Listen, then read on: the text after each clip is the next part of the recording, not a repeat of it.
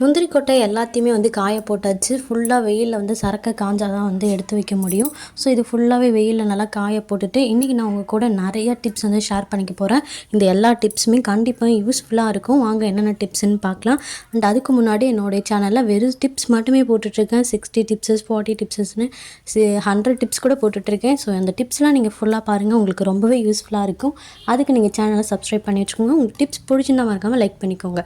வாங்க டிப்ஸ்க்கு போகலாம். இதில் நம்ம ஃபர்ஸ்ட் டிப் என்ன பார்க்க போகிறோம்னா, இந்த மாதிரி வந்து பாக்ஸ் கொடுத்துருப்பாங்க, ஜுவல் பாக்ஸு. நம்ம எங்கே போனாலும் வந்து இந்தமாதிரி ஜுவல் பாக்ஸு நமக்கு கிடைக்கும். பட் அதை நம்ம யூஸ் பண்ணிக்கவே மாட்டோம். வளையல் பாக்ஸே கொடுத்தாலும் நம்ம யூஸ் பண்ணிக்க மாட்டோம். அதை அப்படியே நம்ம தூக்கி போட்டுருவோம். அந்த பாக்ஸை சூப்பராக யூஸ் பண்ணிக்கலாம். அது எப்படின்னு கேட்டிங்கன்னா, இந்த பாக்ஸில் இருக்கிற ஓப்பன் பண்ணிவிட்டு நம்ம வத்திப்பெட்டி எல்லாத்தையுமே இதில் வந்து ஸ்டோர் பண்ணுறதுக்கு ரொம்ப யூஸ்ஃபுல்லாக இருக்கும். மழைக்காலம் வந்தாலே சரி, இந்த வத்திப்பெட்டி வந்து பார்த்திங்கன்னா நனைஞ்சு போன மாதிரி ஆகிடும். இப்போலாம் வந்து நம்ம யார் வத்திப்பெட்டி யூஸ் பண்ணுறான்னு பார்த்தீங்கன்னா, விளக்கேற்றுறதுக்கு மட்டும் தான் நம்ம யூஸ் பண்ணிகிட்ருப்போம். பட் அந்த வத்திப்பெட்டியுமே வந்து நனைஞ்சு போன மாதிரி நமுத்து போன மாதிரி இருக்கும். அதுக்கு வந்து இந்த மாதிரி பாக்ஸில் நீங்கள் அழகாக கொட்டி வச்சுட்டு அதோடைய அந்த ஸ்க்ரப் பண்ணுற இடத்த மட்டும் தனியாக கட் பண்ணிவிட்டு டபுள் சைட் டேப்போ இல்லைனா செல்லோ டேப்போ போட்டு நல்லா ஒட்டிட்டு அந்த மூடியில் ஒட்டிட்டிங்கன்னா அவ்வளோதான். நம்ம அப்படியே க்ளோஸ் பண்ணி வச்சுட்டு சூப்பராக வந்து யூஸ் பண்ணிக்க முடியும். நமுத்தே போகாது. எவ்வளோ தடவை வேணால் இந்த பாக்ஸில் நம்ம கொட்டி வச்சு யூஸ் பண்ணிக்க முடியும். ட்ரை பண்ணி பாருங்கள். இனிமேல் இந்த பாக்ஸ் கிடைச்சாலும் நம்ம தூக்கி போட தேவையில்ல. வத்திப்பெட்டி வந்து நமுத்து போகாமல் இருக்கும். ட்ரை பண்ணி பாருங்கள். இந்த டிப்ஸ் பிடிச்சிருந்தா மறக்காமல் லைக் பண்ணிக்கோங்க. அண்ட் நெக்ஸ்ட் டிப் என்னென்னு பார்க்கலாம். நான் ஸ்கூல் படிக்கும் போதெல்லாம் ஸ்கூல் யூனிஃபார்மில் நம்ம தலை செய்யும் போது ஒரு சொட்டு எண்ணெய்லாம் பட்டுச்சுன்னா நம்ம அப்படியே தான் போட்டுட்டு போயிட்டுருப்போம். அந்த எண்ணெய் கரை வந்து அப்படியே தான் இருக்கும். அதை நம்ம எடுக்கிறதுக்கும் தெரியாது. பட் இப்போலாம் வந்து இதை எடுக்கிறது ரொம்ப ஈஸி மெத்தடே இருக்குது. அது அப்போலாம் நமக்கு தெரியாமல் போயிடுச்சு. பட் இப்போ நம்ம தெரியுன்றதுக்காக நம்மளுடைய குழந்தைங்களுடைய ட்ரெஸ்ஸில் கூட நம்ம இந்த டிப்ஸை ஃபாலோ பண்ணி பார்க்கலாம். எண்ணெய்லாம் பட்டுருச்சுன்னா அதில் வந்து லைட்டாக பவுட்ரு வந்து கொட்டிக்கோங்க. எந்த பவுட்ராக இருந்தாலும் பரவாயில்ல. பவுட்ரு கொட்டிட்டு அதுக்கு மேலே ஏதாவது ஒரு துணியை போட்டுட்டு அதுக்கப்புறம் நீங்கள் நல்லா அயன் பண்ணி பார்த்தீங்கன்னா அந்த பவுட்ரு வந்து அந்த எண்ணெயை ஃபுல்லாகவே அப்சர்வ் பண்ணிக்கும். ஸோ அதனால் அந்த ஆயில் கரையே இல்லாமல் போயிட்டு அந்த இடத்த பார்த்திங்கன்னா இது எண்ணெய் பட்டுச்சா அப்படின்ற மாதிரி இருக்கும். ஸோ அந்த அளவுக்கு வந்து கரையே இல்லாத மாதிரி இருக்கும். நீங்கள் வந்து இது மேலே டிஷ்யூ பேப்பர் போட்டும் நீங்கள் அயன் பண்ணிக்கலாம். அப்படி இல்லைனா பவுட்ரு கொஞ்சமாக வந்து எண்ணெய் பட்டிருக்கு அப்படின்னா சும்மா பவுட்ரு மட்டுமே போதும். நல்லா பவுட்ரை போட்டுட்டு நல்லா தேய்ச்சி விட்டுட்டிங்கன்னா அந்த பவுட்ரு வந்து ஆயில் எல்லாத்தையுமே அப்சர்வ் பண்ணி வச்சுக்கும். ஸோ வந்து எண்ணெய் இருந்த தடையுமே தெரியாமல் சூப்பராக இருக்கும். ட்ரை பண்ணி பாருங்கள். நம்ம எங்கேயாவது ஃபங்க்ஷன் கிளம்பிட்டு இருக்கோம் அப்படின்னா நம்மளோட சாரிலையும் வந்து எண்ணெய் கரைப்பட்டாலும் நமக்கு ரொம்ப டென்ஷனாக இருக்கும். ஸோ அந்த மாதிரி டைமில் இந்த ஐடியாவை ஃபாலோ பண்ணி பாருங்கள். ரொம்ப சூப்பராகவே ஒர்க் அவுட் ஆகும். நான் காட்டுறேன் பாருங்கள். ஒரு ரஃப் துணியை வந்து அது மேலே வச்சுட்டு அழகாக நான் அயன் பண்ணிக்கிறேன். அயன் பாக்ஸ் லைட்டாக ஹீட்டாக இருந்தாலே போதும். அழகாக அயன் பண்ணிக்கும் போது அந்த ஹீட்டில் வந்து அந்த பவுடர் எல்லாத்தையுமே அப்சர்வ் பண்ணிக்கும் அந்த ஆயிலை. அதுக்கப்புறம் ஆயில் இருந்த தடையுமே இருக்காது. நானே காட்டுறேன் பாருங்கள். ஸோ அந்த அளவுக்கு கிளியராக இருக்கும். ட்ரை பண்ணி பாருங்கள்.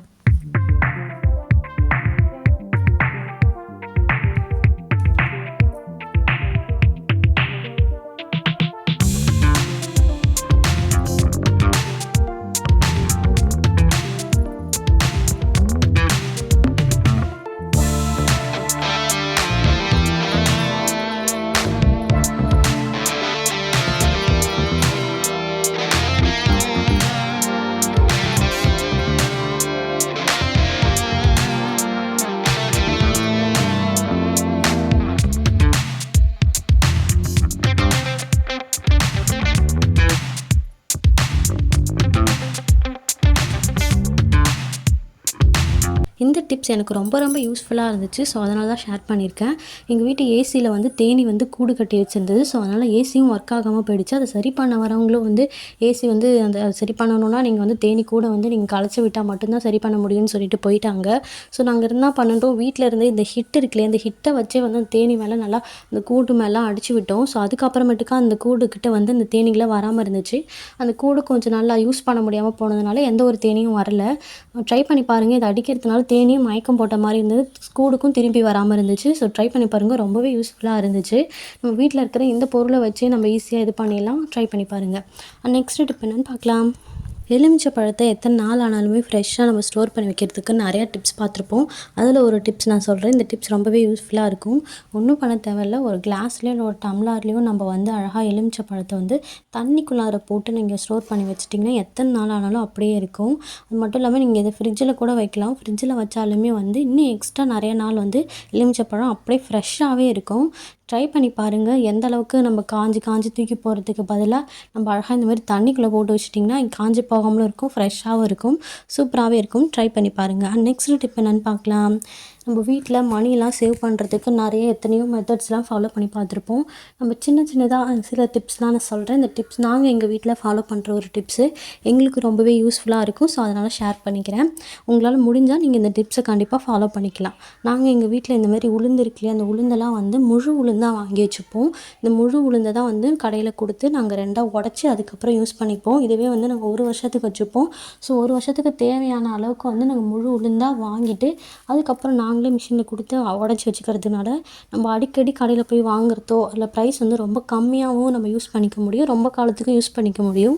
ட்ரை பண்ணி பாருங்கள். என்ன இவ எந்த அளவுக்கு மூச்சு பிடிச்சிட்டு பேசுகிறான்னு பார்க்காதீங்க. ஸோ நான் ப்ரெக்னெண்ட்டாக இருக்கிறதுனால ரொம்ப பேச முடியல, மூச்சு விடுறதுக்கே ரொம்ப கஷ்டமாக தான் இருக்குது. கொஞ்சம் அதை மட்டும் கொஞ்சம் அட்ஜஸ்ட் பண்ணிக்கோங்க.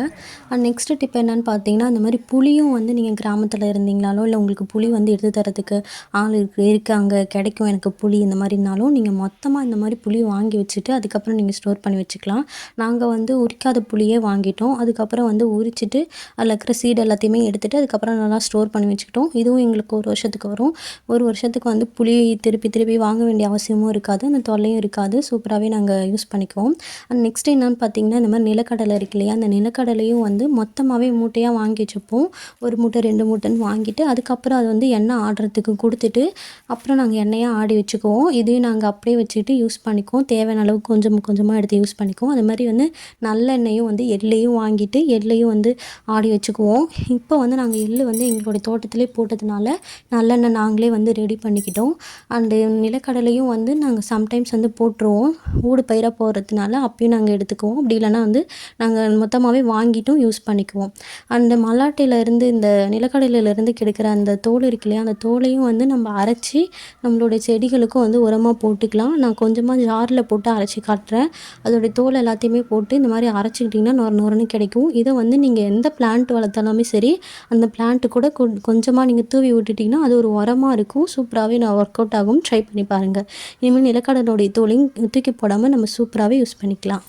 நெக்ஸ்ட்டு டிப் என்னென்னு பார்த்தீங்கன்னா, அரிசி தான். நம்ம அரிசியும் வந்து மார்க்கெட்டில் போய் வாங்கிட்டுருப்போம், லூஸில் வாங்குவோம். அப்படி இல்லைனா வந்து அரிசி கடையில் போய் வாங்கிட்டுருப்போம். அதுக்கு பதிலாக வந்து ஏதாவது ஒரு விவசாயிங்கிட்ட நீங்கள் நேரடியாக வந்து நெல்லுலாம் போடுறாங்க இல்லையா, அவங்கக்கிட்டேயே பேசி நீங்கள் நெல்லாகவே வாங்கிக்கலாம். நெல்லாகவே வாங்கிட்டு அதுக்கப்புறம் நீங்கள் ஒரு மிஷினில் போய்ட்டு கொடுத்துட்டிங்கன்னா அவங்க இந்த மாதிரி நல்லா வேக வச்சு நல்லா காய வச்சு நமக்கு இந்த மாதிரி ரெடி பண்ணி தந்துடுவாங்க. நாங்கள் இந்த மாதிரி வந்து அரிசி தனித்தனியாக வாங்காமல் இந்த மாதிரி மூட்டையாக வாங்கி வச்சுக்குவோம். ஒரு தடவை வந்து மணி கொஞ்சம் அதிகமாக தான் ஆகும். அதுக்காக ஸ்பெண்ட் பண்ணிவிட்டு அதுக்கப்புறம் நம்ம வாங்கி வச்சுக்கிட்டா இது வந்து 2, 3 வருஷத்துக்கு அப்படியே இருக்கும். நல்லா ஒரு தடவை வாங்கி அந்த அரிசி சமைச்சு சாப்பிட்டு பார்த்துட்டு ஓகே அப்படின்னா இந்த மாதிரி நாங்கள் வந்து மொத்தமாகவே விவசாயிங்கிட்ட இருந்தே வாங்கி நாங்களே இது பண்ணி வச்சுக்குவோம். ஸோ அதுவும் எங்களுக்கு ரொம்பவே யூஸ்ஃபுல்லாக இருக்கும். நீங்கள் எப்படி பண்ணுவீங்களான்னு கமெண்ட் பாக்ஸ் சொல்லுங்கள். கண்டிப்பாக கிராமத்தில் இருக்கிறவங்க முக்கால்வாசி பேர் இந்த மாதிரி பண்ணுவாங்க. உங்களால் செய்ய முடியறதுக்கான வாய்ப்பு இருந்துச்சுன்னா கண்டிப்பாக நீங்களும் இதையும் ட்ரை பண்ணி பார்க்கலாம்.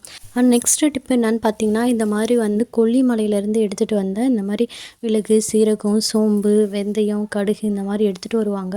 அப்படி எடுத்துகிட்டு வரும்போது நாங்கள் இந்த மாதிரி மொத்தமாக வாங்கி வச்சுப்போம். இப்படி வாங்கி வச்சுக்கிறதுனால தனித்தனியாக நாங்கள் போய்ட்டு வாங்க வேண்டிய அவசியம் இருக்காது. இது வந்து நம்ம மார்க்கெட்டில் கிடைக்கிற இந்த ப்ரைஸை விட ரொம்பவே கம்மியாக தான் இருக்கும். ஸோ இப்படி வாங்கி வச்சுக்கிறதுனால ரொம்ப யூஸ்ஃபுல்லாக இருக்கும். உங்களுடைய பக்கத்தில் கிடைக்கிது அப்படின்னா நீங்கள் ட்ரை பண்ணி பாருங்கள். அப்படி இல்லைனா அந்த சைடு போவாங்க இல்லையா, கொல்லிமலைக்கு இது மாதிரி போகும்பொழுது அவங்ககிட்ட நீங்கள் சொல்லி அனுப்புனீங்கன்னா இந்த மாதிரி மொத்தமாக வாங்கிட்டு வருவாங்க. ஸோ நல்லாவே யூஸ்ஃபுல்லாக இருக்கும். ட்ரை பண்ணி பாருங்கள். நீங்கள் இந்த மாதிரி எந்தெந்த டிப்ஸ் நீங்கள் ஃபாலோ பண்ணுவீங்கன்னு சொல்லுங்கள். உங்களுடைய வீட்டில் எந்தெந்த பொருட்கள் இந்த மாதிரி நீங்கள் மொத்தமாக வாங்கி வச்சுக்கிட்டு மணி சேவ் பண்ணுறீங்கன்னு சொல்லுங்கள். இந்த வீடியோ பிடிச்சிருந்தா மறக்காமல் லைக் பண்ணிவிட்டு சப்ஸ்கிரைப் பண்ணி வச்சுக்கோங்க. இதை போல் நிறையா டிப்ஸஸ்லாம் பார்க்கலாம். தேங்க்ஸ் ஃபார் வாட்சிங் திஸ் சேனல்.